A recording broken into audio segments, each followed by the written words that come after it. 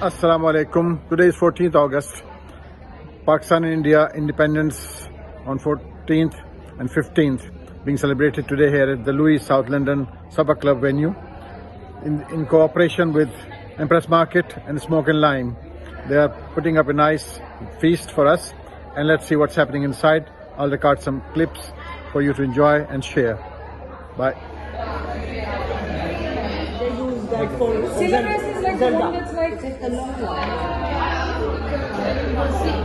This is the Indian Pakistan Independence Day Supper Club, so welcome. First one, we've got some housekeeping. This time I've actually written down some notes, so be patient. But we have some housekeeping. First of all, I workshop today, but unfortunately our artist who volunteered to come host that event, she's literally had flooding and last night. I'm showing the video, it's really quite like. Our mission is far greater than just cooking good food and our sort of individual identities in the city and the place that we hold in as well. And Julie and I have a modern day romance. We do.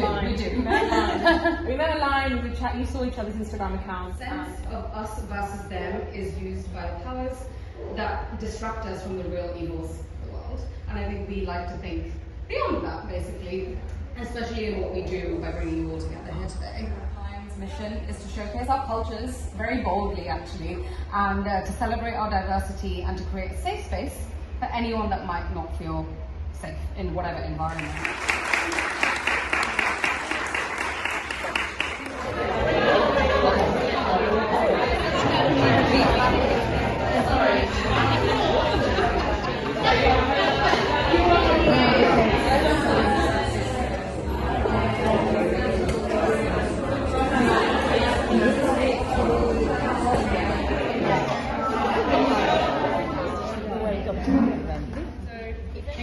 It's about our family. My mum will tell you more about it. Yes, in the Second World War, and then they fled the carpet bombing of Burma by Japan to India, and then and as I grew up in London, I'm a biology teacher, so I normally write biology books, and I just started documenting some of those. August 1947, the 27th of Ramzan, the holiest of holy nights in the Islamic calendar, when Muslims all over the world pray for peace and forgiveness, India was dissected into three, and India.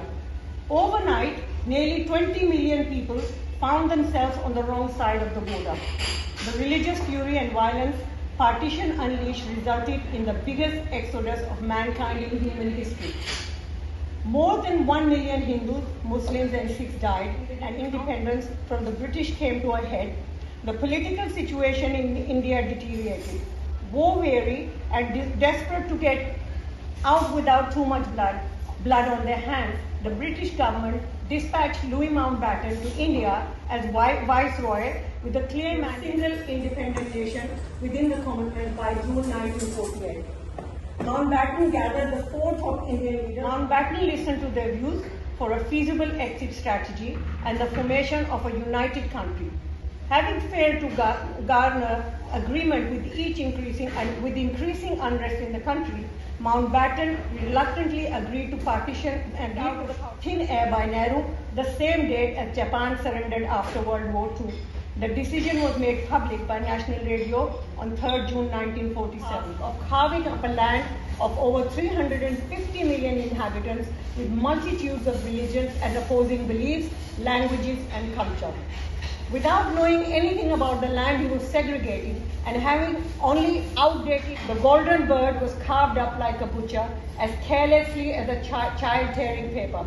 Brutally segregating railway lines and cities, separating people from their burial grounds and excising lifelong ties between families and friends. He severed the lives, the past, the future of millions. But the effect of partition in other areas, though it didn't register on the Richter scale, was just as devastating. Rampages, looting, maiming, raping and killing women of other faiths. Men chose where to go and the women and children had to follow without question. To an uncertain future, people were deprived of their inheritance and history. Mothers were deprived of showing their daughters where they had played as children. Fathers of showing their sons the trees they had climbed and the stream they had learned to swim in. They left behind their past, their roots, their identity, the things that made them who they were. Hiding their terrified daughters, women whose voices had never been heard outside their homes shouted the names of their husbands, names they had never before uttered. They smothered. My mother-in-law came back from Hajj